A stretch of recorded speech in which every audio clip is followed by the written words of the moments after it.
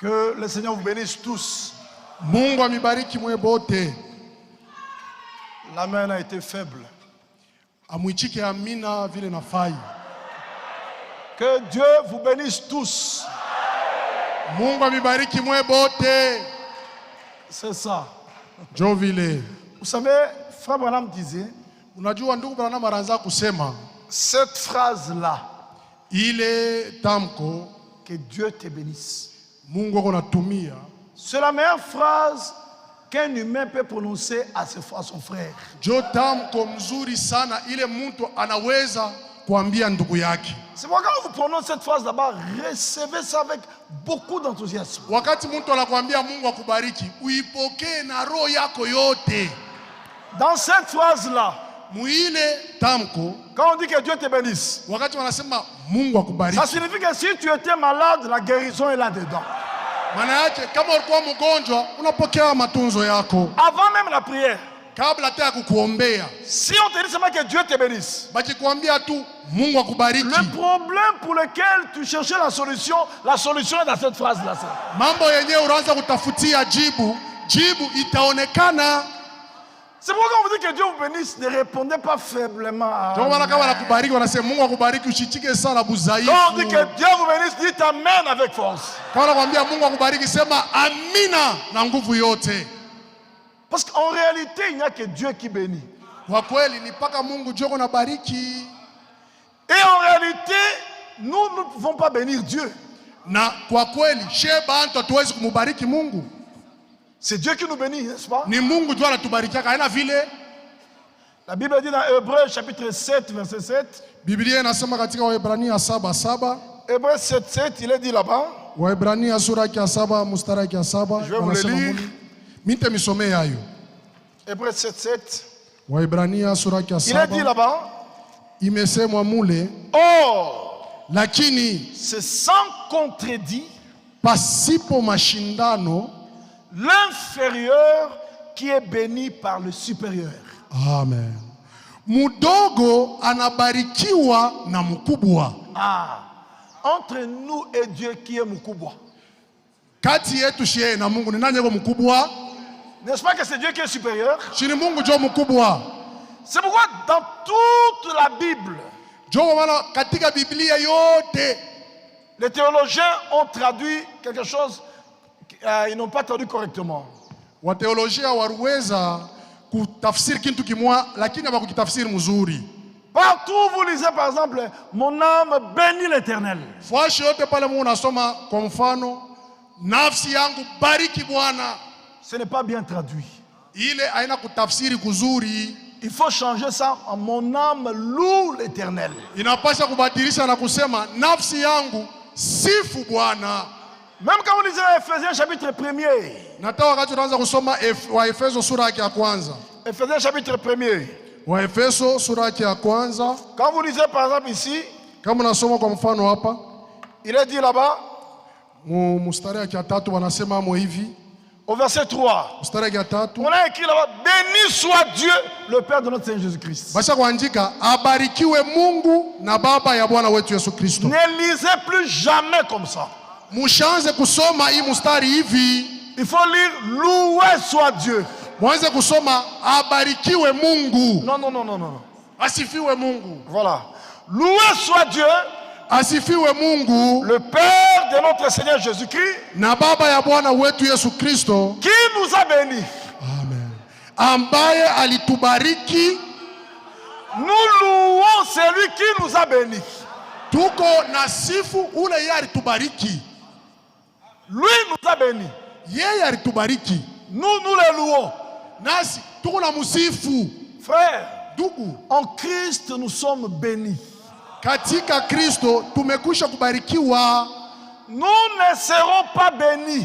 Hatutabarikiwaka. Nous sommes déjà bénis. Tuko benye kubarikiwa. Le Seigneur est monté au ciel avec les mains tendues comme ça.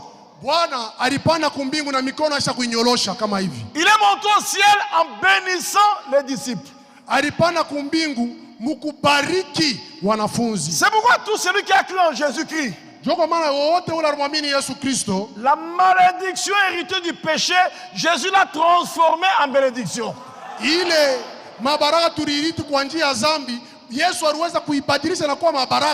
À la croix, Christ est devenu malédiction pour nous. Et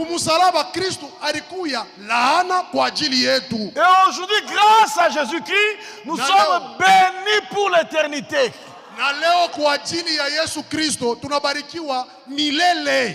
Frère, nous sommes un peuple béni. Croyez-le du fin de votre cœur. C'est vrai. Il n'y a pas un peuple béni comme nous. Et la plus grande de toutes ces bénédictions là-bas, c'est le baptême du Saint-Esprit.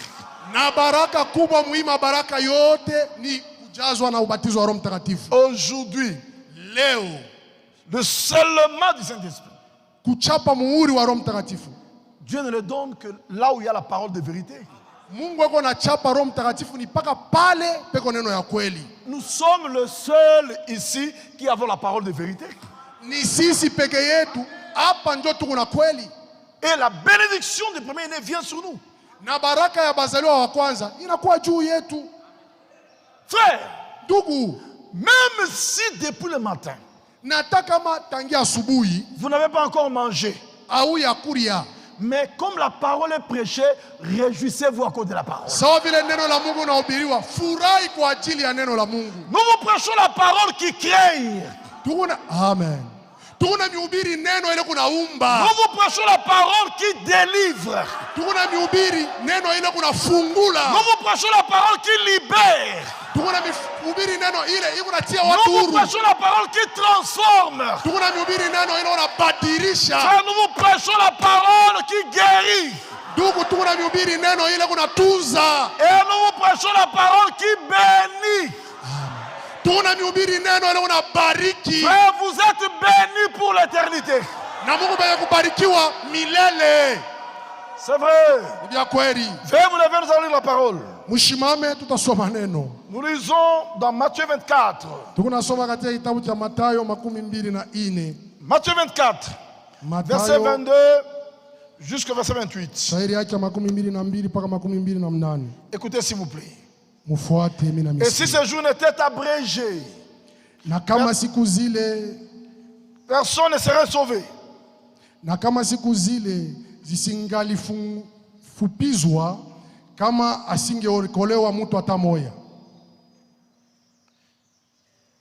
Si quelqu'un vous dit alors le Christ est ici, il est là, ne le croyez pas.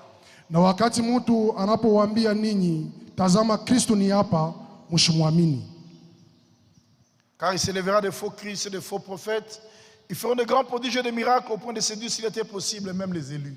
Kwa sababu wa Kristo wa uongo watasimama na nabii ya uongo nao watanenea alama kubwa na maajabu wapate kudanganya kama ingewezekana hata wachaguliwa. Voici, je vous l'ai annoncé d'avance.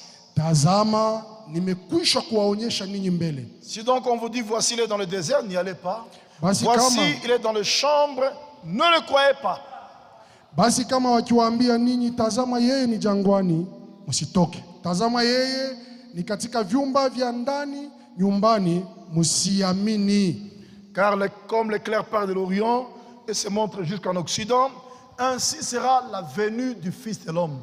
Kwa maana kama umeme unavyokuja toka mashariki na unaonekana hata magharibi, hivi kuja kwa mwana wa watu kutakavyokuwa vile. En quelque lieu que soient les cadavres, là s'assembleront les aigles. Kwa pahali maiti inapolala, pahali ntai watakapokusanyika. Notre Dieu et notre Père céleste, Mungu wetu na baba yetu wa kumbingu, auteur de la parole, mwanzishi wa neno, te confions le message de ce soir, tunakuachilia ujumbe ya hii magharibi, afin que tu descendes pour nous parler, hivi upate kushuka na kusema nasi.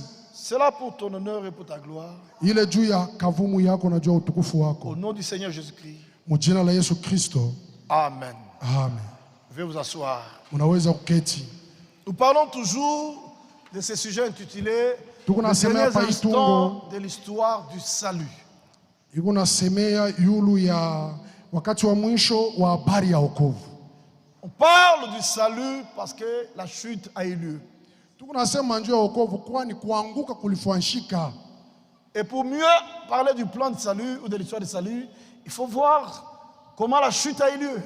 Na njoo ya kusema mzuri juu ya mapu ya wokovu inapaswa kuona namna gani kuanguka kulifika. Et comme vous le savez, la chute a eu lieu dans le jardin d'Éden. Na sawa vile mnaijua kuanguka kulifuanshika kule kwa Edeni. Quand la femme a écouté le raisonnement du serpent. Wakati mwanamke alishikia mafikiri ya nyoka. Et lors de la chute, c'est la femme qui fut séduite. Na wakati ya kuanguka ni mwanamke njoo alidanganywa. L'homme n'a pas été séduit. Mwanaume yeye ashikudanganywe. La femme, mwanamke, en mangeant les fruits, mukukula tunda, elle était convaincue qu'elle faisait quelque chose de bien. Alikuwa na hakikisho kusema alianza kutenda mzuri. C'est ce qui arrive quand un homme est séduit. Ndio yeye inafikiaka mtu kama anatongozwa. Quand un homme est séduit, wakati mtu anatongozwa, il est convaincu que ce qu'il croit là comme séduction, c'est ça la vraie chose. Anakuwa na hakikisho ya kusema kila anaamini ndio kitu kenye cha kweli. Il se permet même de se moquer de celui qui est dans le vrai. Anaweza hata kuchekelea ule kwa mdia kweli. Et pourtant il est séduit. Japo yeye ni mwenye kutongozwa. Et en Éden, na katika Edeni, la personne qui était dans cet état-là, c'était la femme. Ule alikuwa mwile hali ya utongozi, ilikuwa ni mke. C'était pas l'homme. Haikukuye mume, hapana. Adamu, en mangeant les fruits, mukula tunda, il savait que je fais quelque chose qui n'est pas bien. Alikuwa mwenye kujua kusema hiki ndiko nafanya kina kizuri. Mais comme j'aime ma femme, sababu mimi napenda mke wangu, je vais suivre ma femme dans le péché. Mimi nitamfuata muzambi. Frère, ndugu, Adam est allé dans le péché à cause de l'amour pour sa femme. Adamu aliingia muzambi kwa ajili ya mapendo juu ya mke wake. Et na dans la nouvelle alliance, mwagano jipya, Kristo, le dernier Adam, ule Adamu wa mwisho, lui aussi est devenu péché par amour pour sa femme. Naye amekuwa zambi kwa ajili ya mapendo juu ya mke wake. Donc le Seigneur est venu payer tout ce que le premier Adam avait fait. Nikusema Bwana alikuwa kulipa vyote bile Adamu wa kwanza alifanyaka. Le péché, zambi, a été commis dans un jardin. Iliweza kutendewa mubustani. C'était le jardin d'Éden. Ilikuwa ni mubustani ya Edeni. Le péché, zambi, a aussi été vaincu dans un jardin. Iliweza kushindwa mubustani. C'était le jardin du tombeau. Ilikuwa ni mule mubustani ya makaburi. Là où se trouve Golgotha, pale panakutaniwa Golgotha, et la tombe de Jésus, na kaburi ya Yesu. Frère Kalel le connaît puisque nous étions avec lui là-bas à Jérusalem. C'est dans un même jardin. Ni mshamba moja mubustani moja. Golgotha se trouve à droite. Golgotha iko kuume. Et le jardin du tombeau se trouve à gauche plus bas là-bas. Na ile shamba ya makaburi iko kule kushoto kule mbali. Pour que le premier Adam, juu ya Adamu wa kwanza, amène le monde entier dans le péché, atumbukize ulimwengu yote katika zambi. Cela s'est fait dans un jardin. Bilipitana mbustani. Et pour que Jésus-Christ, na kwa ajili ya Yesu Kristo, le dernier Adam, Adamu wa mwisho, délivre le monde du péché, apate kukomboa dunia kuzambi. Cela s'est fait dans un jardin. Ile ilifanyika nayo mbustani. Et tous les deux, na bote wawili, ils étaient nus quand cela se faisait. Walikuya bunji wakati ile mambo ilifanyika. Quand Adam, wakati Adam avait suivi sa femme dans le péché, Adam était nu. Wakati Adam alifuata mke wake muzambi, alikuwa pasho mangua uchi. Quand Jésus-Christ, wakati Yesu Kristo est venu délivrer sa femme du péché, Jésus aussi était nu. Alikuwa kukombola mke wake kuzambi, Yesu alikuya buchi. Maintenant, voyez la différence. Sasa muangalie tofauti.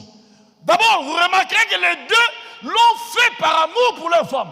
Kia kwanza, bote bawili, Yesu na Adamu, balifanya kwa ajili ya mapendo juu ya mke wao. C'est parce qu'Adam aimait sa femme qu'il l'a suivi. Ni kwa ajili ya Adamu alipenda mke wake, alimfuata mke wake. C'est parce que Jésus nous aime qu'il nous a suivis dans le péché aussi. Ni kwani Yesu Kristo anatupenda ndio alitufuata nasi muzambi. Maintenant, regardez la différence entre le premier et le dernier Adam. Sasa muangalie tofauti kati ya Adamu wa kwanza na wa mwisho. Le premier Adam, Adamu wa kwanza, en suivant sa femme dans le péché, mkumfuata mke wake katika zambi, lui aussi a été vaincu par le péché. naye alishindwa na zambi. Mais Jésus-Christ, Lakini Yesu le Kristo, dernier Adam, Adamu wa mwisho, en suivant sa femme dans le péché, mkumfuata mke wake muzambi, il a vaincu le péché alishinda et zambi il nous a délivrés du péché. na alitufungula kuzambi. C'est pourquoi en Christ, Ndio kwa maana ndani ya Kristo nous sommes placés plus haut qu'en Adam. tunawekwa juu sana kuliko ndani ya Adamu. Un homme qui a compris ça Mtu yule anaelewa hii maneno ne se glorifiera jamais de ça. kamwe asitajisifu juu ya hiki kimwili hiki. Vous vous glorifierez en Jésus-Christ. Mtaanza kujitukuza katika Kristo. C'est là qu'on trouve le tribalisme. Là. Ni mwiki mwili humu ndio tunapata tribalisme. C'est là qu'on trouve le nationalisme. Ndio maana tunapata ile roho ya mainchi. C'est là qu'on trouve toute cette discrimination là-bas. Ndio maana tunapata ile roho ya kukabulana au ya chuki. Celui-là c'était Muluba. Sasa ule ni Muluba. Celui-là c'est Mubemba. Ule ni Mubemba. Tout ça c'est le premier Adam. Yote ile ni kwa ajili ya Adamu wa kwanza. Mais en Christ, Lakini katika nous ne Kristo connaissons personne selon la chair. atujue mtu kufuatana na mwili. C'est la vérité, frère. Ni vya kweli ndugu. Aujourd'hui, moi je connais seulement mes frères en Christ. Leo mimi najua hapa mpaka bandugu yangu katika Kristo. Je n'ai pas besoin de connaître tu viens d'où. Mishi lazimisho kujua usema unatokea wapi. Oh non, il est de quelle province? Anatokea mjimbo Ce sont kani. des choses charnelles. Bila ni vitu vya kimwili. Ici, ce qui nous lie, c'est la parole de Dieu. Hapa kile kikunetunga ni neno la Mungu. Et j'aimerais connaître seulement la parole parmi nous. Na mimi napenda kushika paka neno katikati yetu.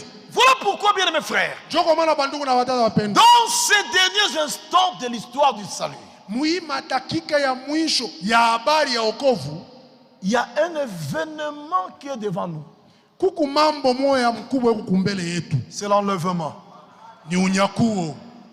Frère, Ndugu, nous venons ici pour nous préparer à aller dans l'enlèvement. tuko nakuya hapa kujitayarisha juu ya unyakuo.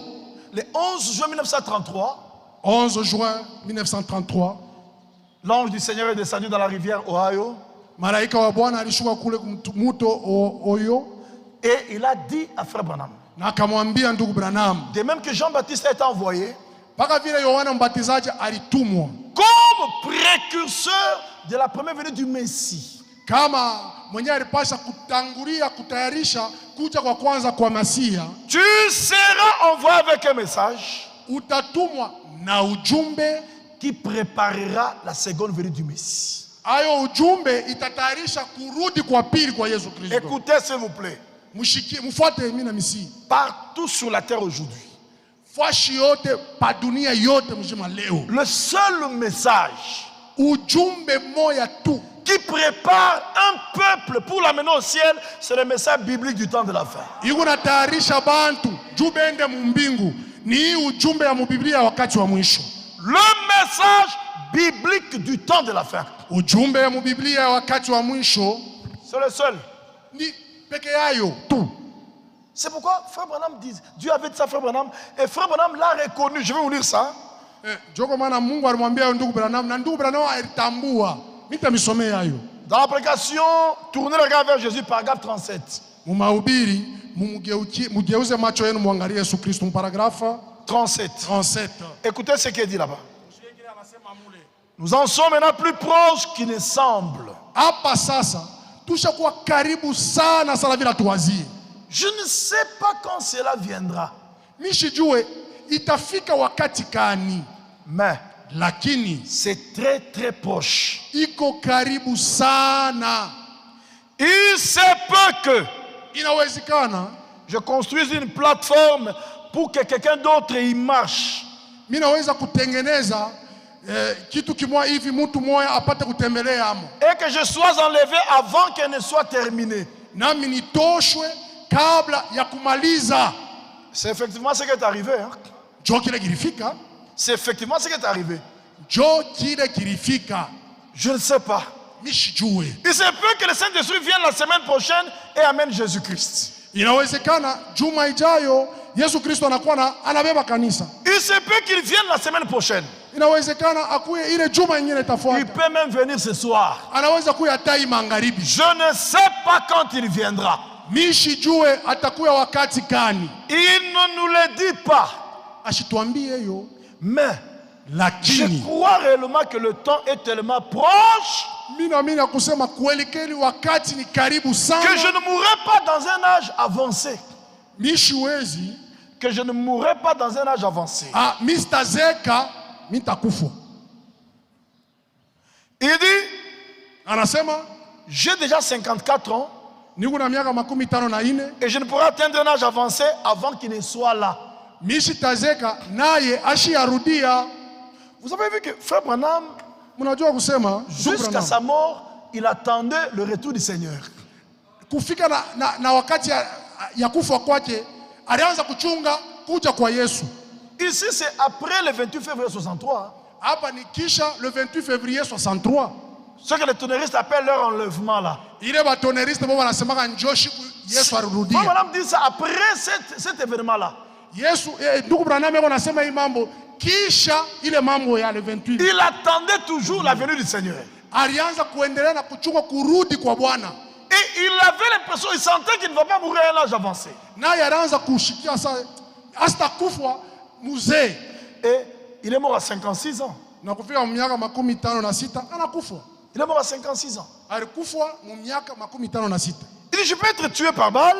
Ou de n'importe quelle autre manière. Mais je ne mourrai simplement pas de vieillesse. J'aimerais dire quelque chose que je n'ai jamais dit auparavant. Tout est arrivé exactement selon l'écriture. Selon ce qu'il a dit, il y a 33 ans sur la rivière là en bas. Il alisema kuna kuya miaka 33 kule kumuto kule chini. Il se peut inawezekana que ce ne soit pas moi qui présente Jésus-Christ au monde. Ishikuye mie Branham mitamonesha Yesu Kristo kudunia. Mais le message le fera. Lakini ujumbe itamonesha Yesu. Voilà pourquoi le 11 juin 1933, Dieu n'avait jamais mis l'accent sur le frère Branham. Parce que Dieu savait qu'il le retirera. Mais Dieu avait mis l'accent sur le message. Tu seras envoyé avec un message qui préparera la seconde venue du Seigneur. Frère, Branham n'est jamais arrivé à Kasumbalesa. Mais le message est arrivé à Kasumbalesa. Et le message est prêché à Kasumbalesa avec la manière. Écoutez, il se peut que ce ne soit pas moi qui présente Jésus-Christ au monde, mais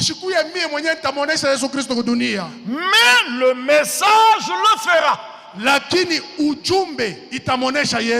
Car de même que Jean-Baptiste fut envoyé comme précurseur de la première venue du Seigneur,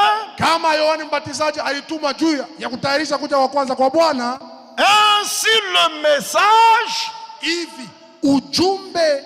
envoyé comme précurseur de la seconde venue.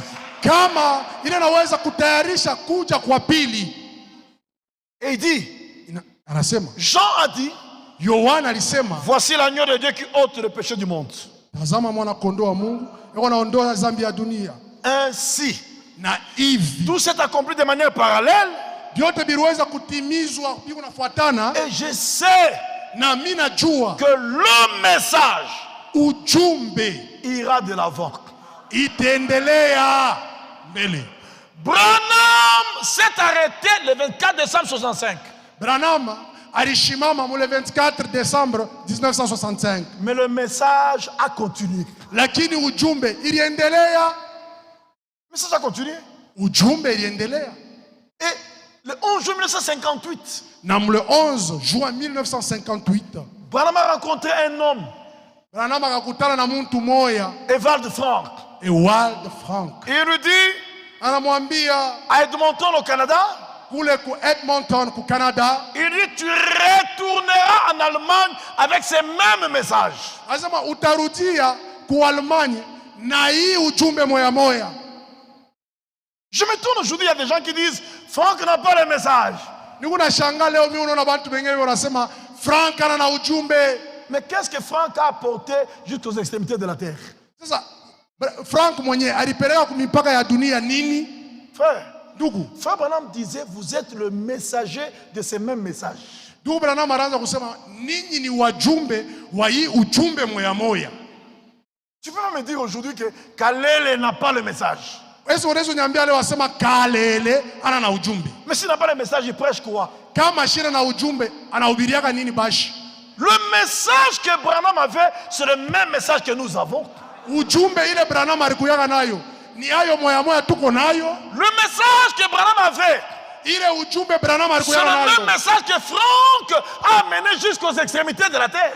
Jo ujumbe moya moya Ewald Frank anaipeleka kumisho ya inchi. Et Branham, la question-réponse du 12 janvier 61, il a dit, vous êtes les messagers de ces mêmes messages. Na ndugu Branham mu mahubiri yake maulizo na majibu ya 61 anasema ninyi ni wajumbe wa hii ujumbe moja moja. Nous portons le même message que William Branham avait porté. Sheye tuku na beba ujumbe moya moya sawa na ile ya Branham. Et Dieu avait dit, na Mungu alisema ce message sera le précurseur de la seconde venue du Messie. Itatangulia kurudi kwa pili kwa Masia.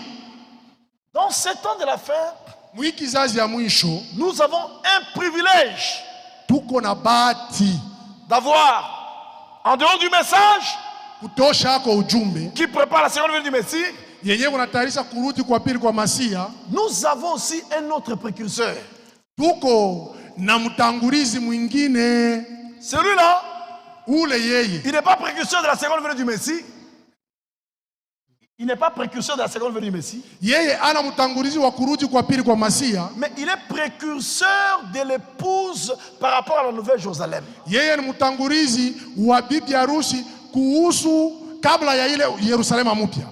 les connaissez? Qui connaît qu'il y a un autre précurseur en dehors du message? Nani anajua sema huku mtangulizi mwingine nje ya ujumbe? Qui? Nani? Un seul doigt. Deux doigts. Parmi les 5 personnes. Katikati ya badada. 3 doigts, 4, 5. Ça va, merci. Asante. Je vais vous montrer dans votre Bible. Ouvrez votre Bible. Mufungule Biblia yenu. Prenez Hébreux chapitre 6. Verset 19 à 20. Je vous montre un précurseur qui était là même avant que le message de la fin ne vienne.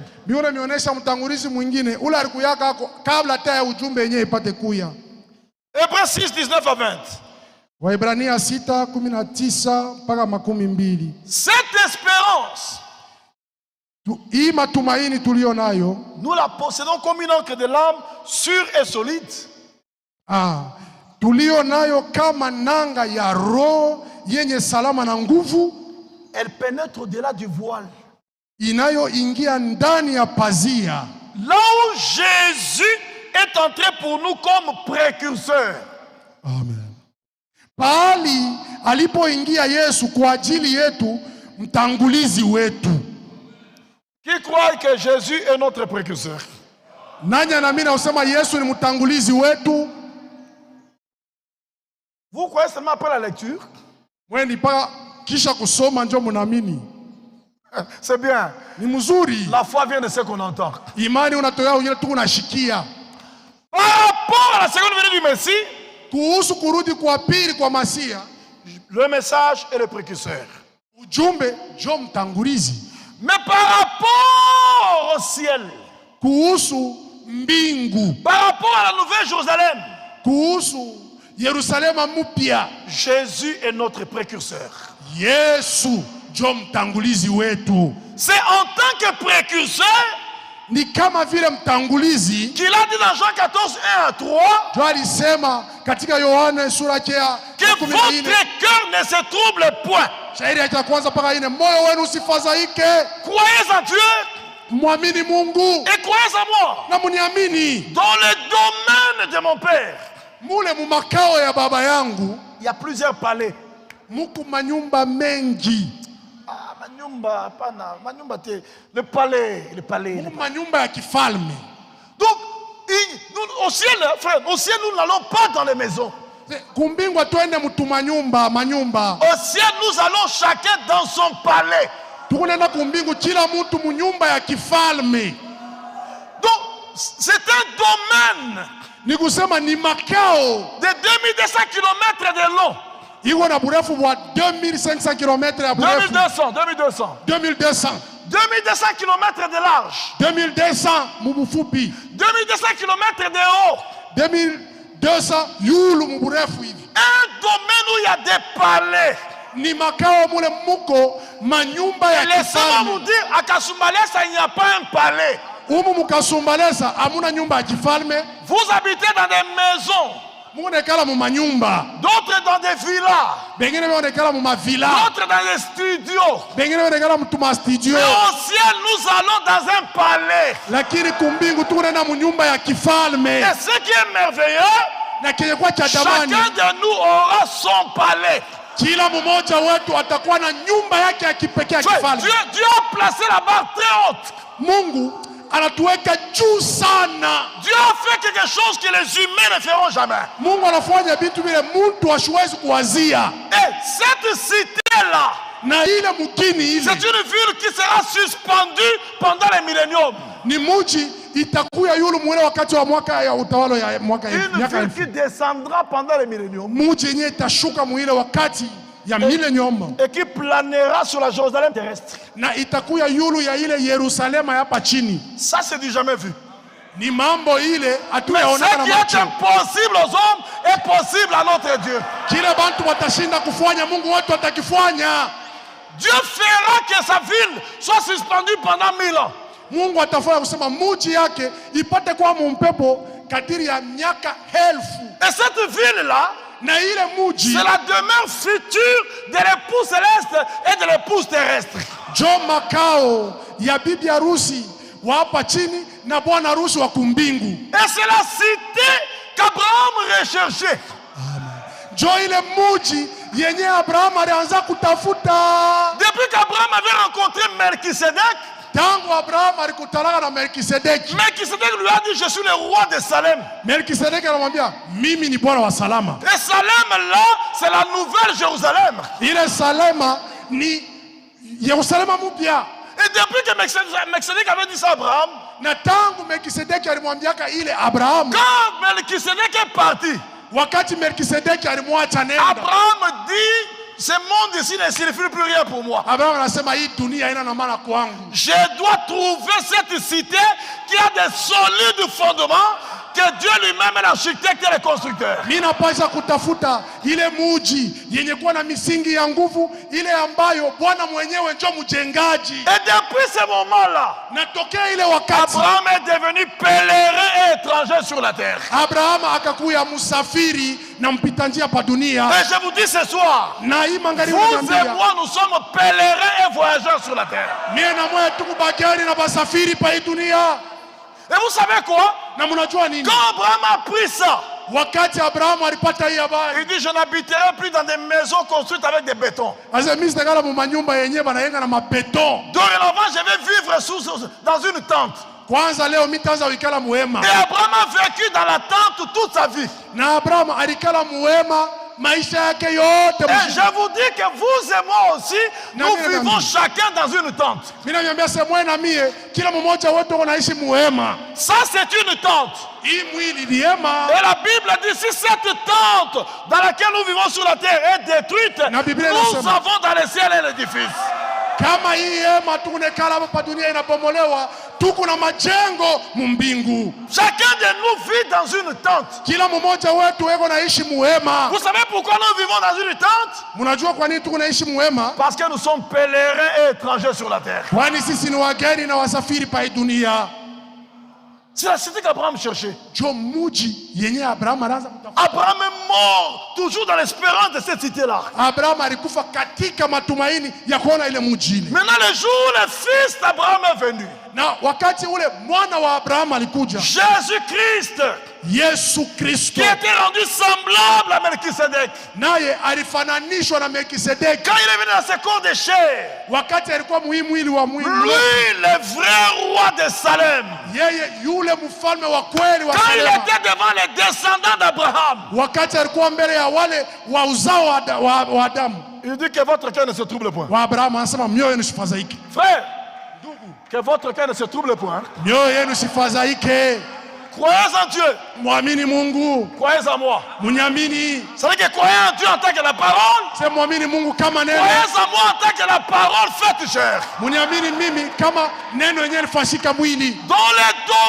de mon Père, il y a plusieurs palais. Si cela n'était pas, je vous l'aurais dit. Je m'en vais. Vous préparez une place. Mais c'est qui là-bas? C'est qui? Celui qui va avant pour préparer la place. C'est qui assemblé? C'est qui? Le précurseur. Je m'en vais. Vous préparez une place. Frère, là-bas nous n'allons pas nous disputer. Chacun de nous aura une place. Laissez-moi vous dire ce soir, dans nos fêtes que nous organisons, il y a des gens qui sont absents. Dans toutes nos fêtes, il y a des chaises vides. Mais dans la fête des noces de l'agneau, il n'y aura pas de chaises vides. C'est vrai.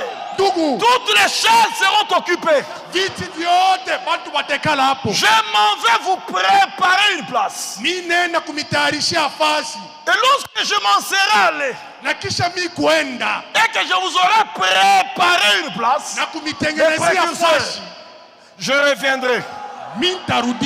Quand moi les précurseurs, je m'en serai allé, et que je vous aurai préparé une place, je reviendrai. Et je vous prendrai avec moi. Afin que là où je suis, vous y soyez aussi. Frère, voilà pourquoi avec ces messages, nous ne donnons jamais aux gens l'espoir de Washington, de Paris, de Johannesburg. Demandez à ceux qui sont maintenant à Johannesburg. Ils ont un problème de courant. À Johannesburg, maintenant, il y a un sérieux problème de courant. Même à Cape Town, il y a un problème de courant. Un jour, moi, j'étais à Jérusalem. Le courant est parti à Jérusalem. Mais la ville qu'il est allé nous préparer, l'agneau lui-même est la lumière. Il n'y aura pas un problème de lumière là-bas, frère. C'est la vérité, bien mes frères et sœurs. Donc il y a deux précurseurs au temps de la fin. Le message et le précurseur de la seconde venue du Messie. Na mtangulizi ujumbe ndio utangulizi wa kwanza wa kurudi kwa pili kwa Yesu. Jésus lui-même, Yesu mwenyewe, est le précurseur de l'épouse par rapport à la nouvelle Jérusalem. Ni mtangulizi wa bibi harusi kuhusu Yerusalemu mpya. Frère, au ciel nous irons dans la nouvelle Jérusalem. Kumbingu tutenda mu Yerusalemu mpya ndugu na dada. La ville qu'Abraham cherchait. Muji yenyewe Abraham anaanza kutafuta. Jésus nous l'a offerte. Yesu anatutolea hayo, anatukabulia par la grâce. Kwa neema yake. C'est pourquoi frère Branham, ndugu Branham, il a cité le terme message 258 fois. Alitaya ujumbe mara 250. 258 fois. 258. Pour vous montrer l'importance qu'avait ce terme-là, message, dans la vie de William Branham. Jusqu'à la fin de sa vie, il a cité le terme message 258 fois.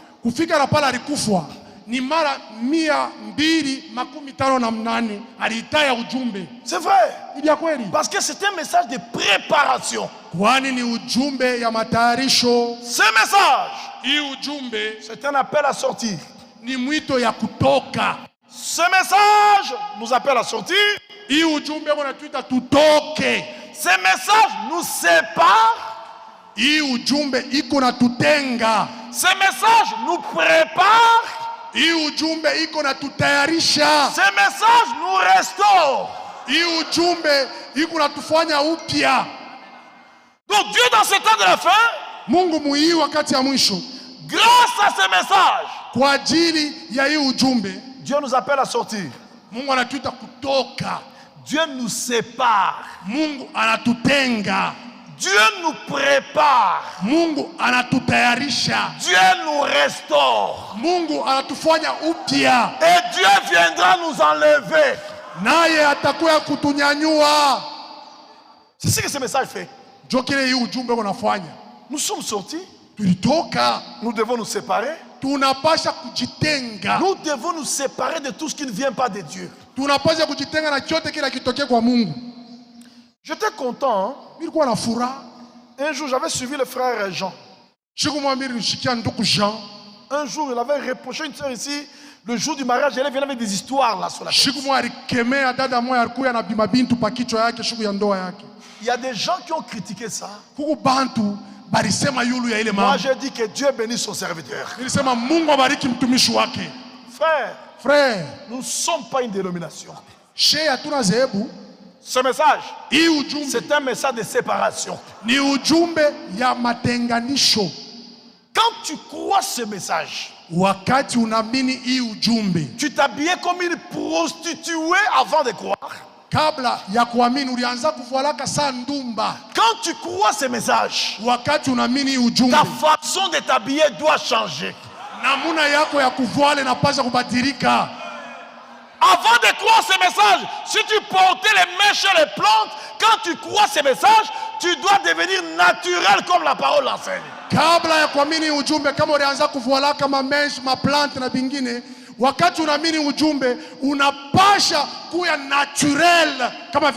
Ne cherchons pas des excuses. Ainsi dit le Seigneur par l'écriture, la chevelure lui a été donnée comme voile.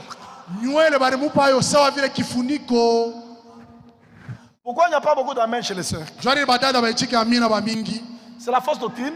C'est la fausse doctrine. C'est la vérité. Qui croit que ce que je prêche là, c'est la vérité? Que Dieu vous bénisse. Frère, nous prêchons un message qui fait de nous différents des autres. Aujourd'hui, quelqu'un qui croit ce message, qui va aller au ciel, un homme marié comme moi là, je sors de la maison avec ma femme, elle porte des habits, tous les seins sont là. Les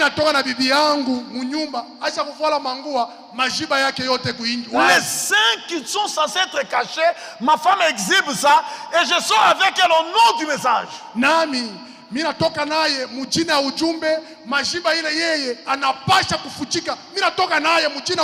Jamais de la vie. Frère Branham disait, un homme pareil, j'ai peu de respect pour lui en tant qu'homme. Tu sors avec ta propre femme, les seins de ta femme sont nus, mais tu ne vois pas.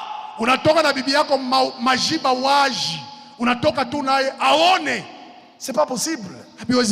Mais vous voyez ça dans les assemblées du message. Non frère, aujourd'hui quelqu'un doit le dire. Ceux qui sont de Dieu diront amen à la parole de Dieu. Nous n'allons pas au pique-nique au ciel. Nous allons dans un ciel de sainteté. Et au ciel, ce sont les saints qui entreront. Les souillés n'iront pas dans l'enlèvement. C'est pourquoi dans ce message, Dieu n'a pas parlé que de l'enlèvement. Dieu a parlé aussi de l'habillement. Ça fait partie de notre préparation finale. Bien mes frères et sœurs, le temps sont fortement avancé. Le Seigneur revient très bientôt. Il faut qu'il y ait une différence entre nous qui nous préparons à l'enlèvement et ceux qui n'ont pas reçu le message de l'enlèvement. Même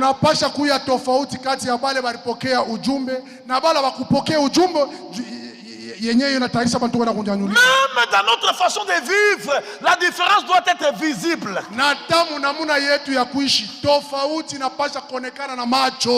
préparation englobe tous les domaines de notre vie. Inabeba mambo yote ya maisha yetu. Tous les domaines de notre vie. Mambo yote, mumaina yote ya maisha yetu sont impliqués dans la préparation. Iko katika matayarisho. Et nous avons à notre disposition le matériel de préparation qui est le message biblique du temps de la fin. Tuna ile kiomo cha kujitayarisha nacho ni ujumbe ya wakati wa mwisho wa Biblia. Écoutez quelque chose que le frère Franck avait dit. Mushikie kitu kimoja kile ndugu Frank alisemaka. Je vais vous dire ça. Dans une prédication prêchée à quelqu'un de chez lui là. Il dit ceci. La préparation consiste à ce que tout ce qui ne vient pas de Dieu soit sorti de l'église. Bon, l'église c'est nous, hein. Tout ce qui ne vient pas de Dieu doit sortir de l'église.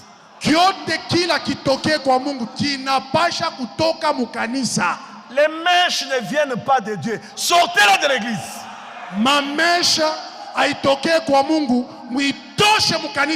Les habits transparents ne viennent pas de Dieu. Sortez-les de l'église.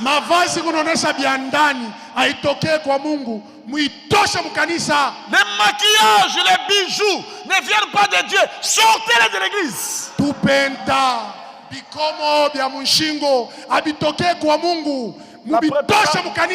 La préparation consiste à ce que tout ce qui ne vient pas de Dieu soit sorti de l'église. Non seulement de l'église, sorti de ton cœur. Même vos cœurs là-bas doivent être gardés purs. C'est-à-dire dans vos cœurs là, on ne doit trouver aucune racine d'amertume là-dedans. On ne doit pas trouver que dès que tu es là, tu as un frère ou une soeur que tu détestes. Dans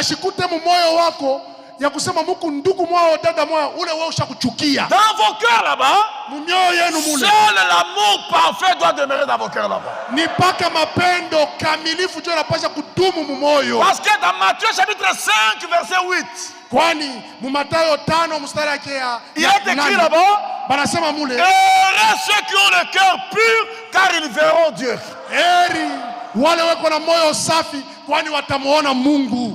C'est la vérité. Écoutez frère, la préparation consiste à ce que tout ce qui vient et qui ne vient pas de Dieu soit sorti de ta bouche. C'est que même dans notre bouche, nous devons parler selon les Écritures. Cette soeur-là, je ne l'aime pas. Elle me plaît pas. Ashinifurahishake. Comme on dit à Lingala, akota rangate. Non, ça doit sortir de vos bouches. Ça doit sortir de vos pensées. Dans ce temps de préparation, même nos pensées doivent être conformes à la parole.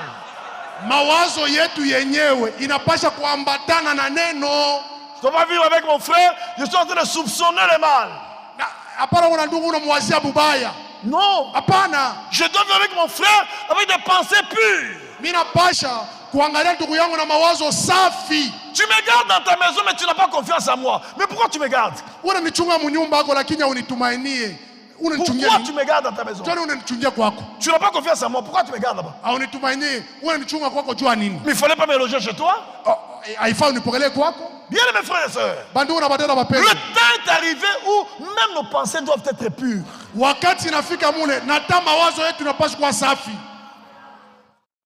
La préparation consiste à ce que tout ce qui ne vient pas de Dieu soit sorti de ton vocabulaire. Et que la vraie parole seulement soit prêchée, crue, expérimentée et portée. Et il dit, c'est de cela qu'il s'agit maintenant, aujourd'hui. Dans ces derniers instants de l'histoire du salut, même le vocabulaire doit changer. C'est vocabulaire-là qui dit, quand on veut se séparer là-bas, frère Moussafiri, si le Seigneur tarde à venir, nous allons nous retrouver demain. Ce vocabulaire doit disparaître de votre bouche.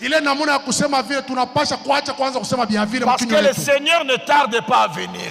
Le Seigneur viendra au temps fixé. Frère, la préparation signifie que même le vocabulaire doit changer. Je lis, sinon tu risqueras d'aller dire à la sortie, ce type-là est venu avec ses histoires. Je lis pour que tu manques d'arguments. 2 Pierre chapitre 3. 2 Pierre 3.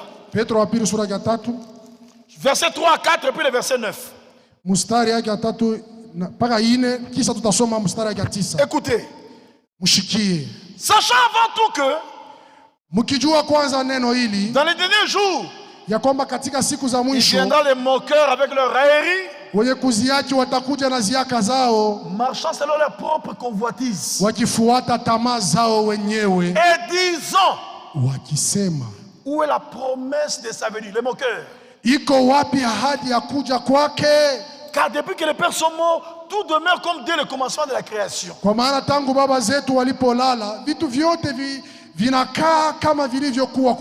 Ça, ce sont les moqueurs au temps de la fin qui se moquent de la venue du Seigneur.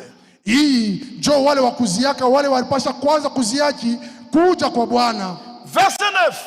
Le Seigneur ne tarde pas dans l'accomplissement de la promesse.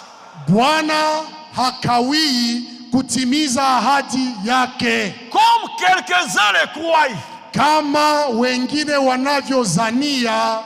Toi, tu fais partie de quel groupe? Le groupe de quelques-uns. Ceux qui disent si le Seigneur tarde à venir, frère. Nous ne sommes pas les quelques-uns, nous sommes l'épouse. Comme quelques-uns le croient. Mais il use de patience envers vous, ne voulant pas qu'aucun périsse, mais voulant que tous arrivent à la repentance. Hébreux 10, 36 à 37. makumi tatu na sita mpaka makumi Hébreux 10, 36 à 37. Makumi tatu na sita mpaka makumi tatu na saba, Waebrania 10.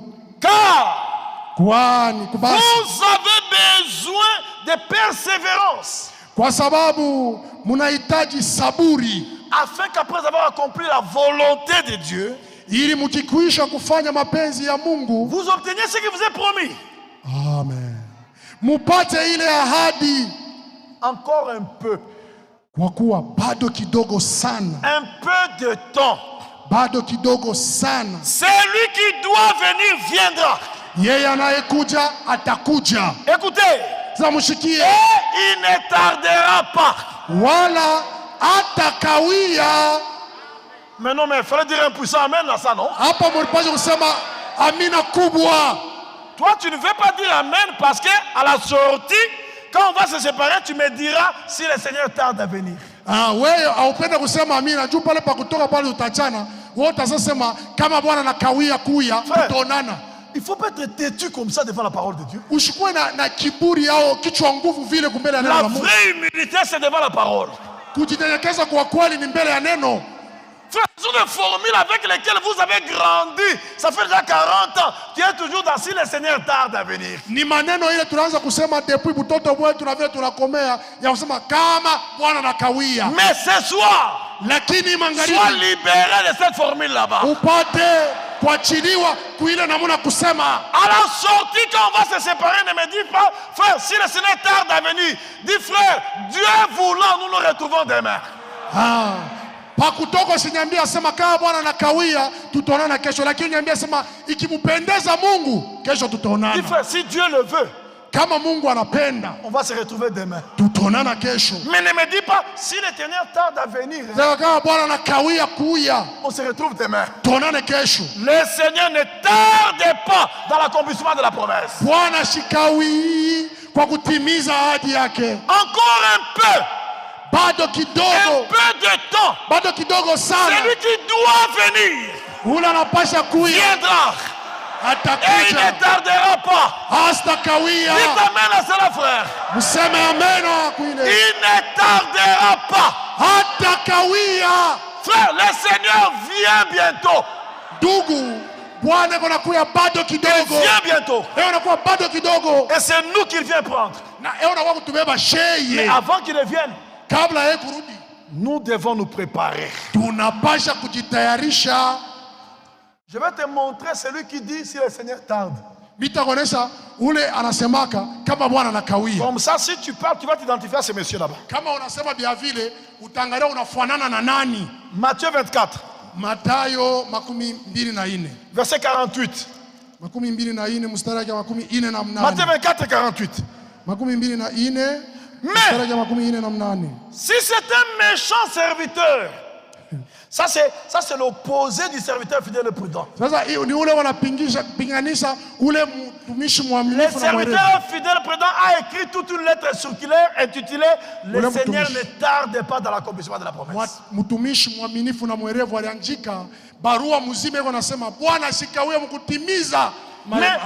son opposant, le serviteur méchant, mais si c'est un méchant serviteur qui dit en lui-même, mon maître tarde à venir.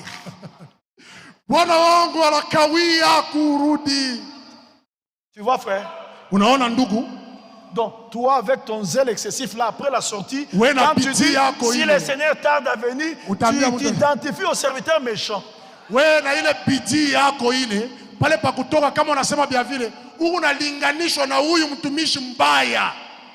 choisissez qui? Le serviteur méchant. Pour nous, les chrétiens, le Seigneur ne tarde pas. Pour nous, le Seigneur vient. Et il viendra au temps fixé par lui. Et le Seigneur ne viendra pas prendre ceux qui croient à la fausse doctrine. Il n'y a pas de préparation dans la fausse doctrine. J'ai lu une écriture, je vais arrêter. Je ne vais pas terminer, j'arrête. 1 Corinthiens 14 verset 8. Wakorintho wa kwanza 14 Il mstari est wa écrit, 8. et si la trompette kama parapanda rend un son confus, inatoa mudirio ya mvuruko, qui se préparera au combat? ni nani atajitayarisha kuvita?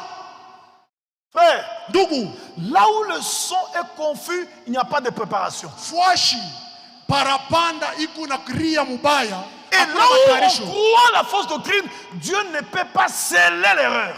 Na fwashi yote bantu banamini mafundisho ya bongo, Mungu hashwezi kutia muhuri kosa.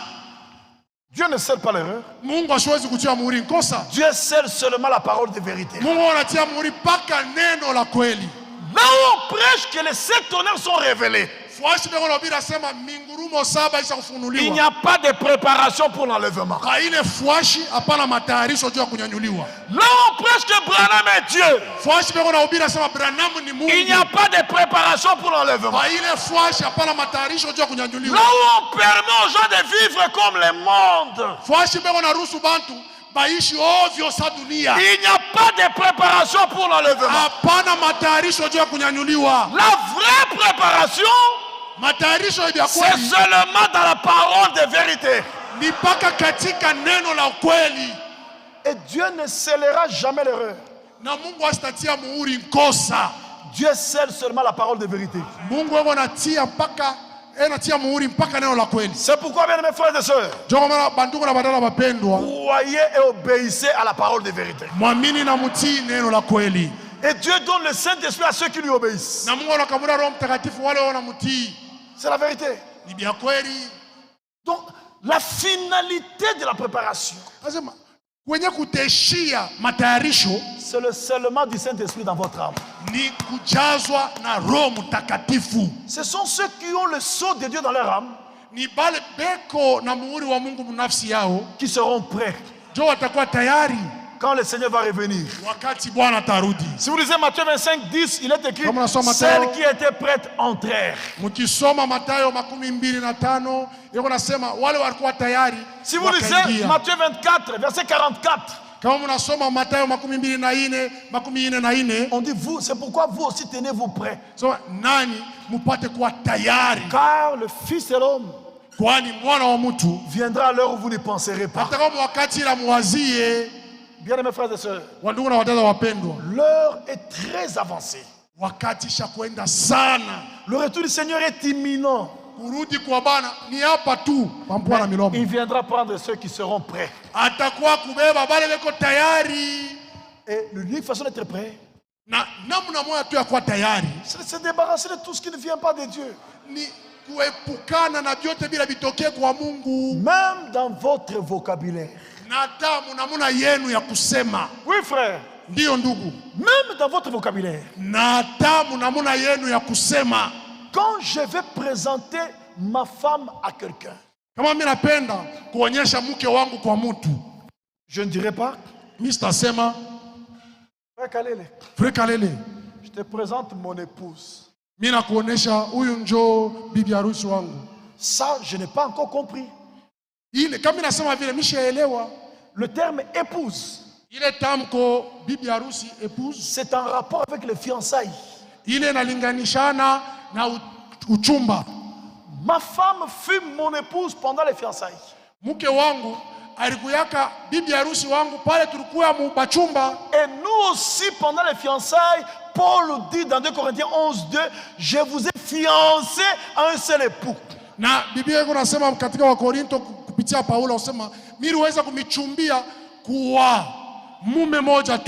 dans Proverbe 22, 16, on dit l'esprit et l'épouse disent viens. C'est pendant les fiançailles. L'esprit et l'épouse disent viens. C'est pendant les fiançailles, nous sommes l'épouse de l'agneau. Mais quand le mariage aura lieu au ciel, après la fête des noces, nous ne serons plus l'épouse de l'agneau, mais nous deviendrons la femme de l'agneau.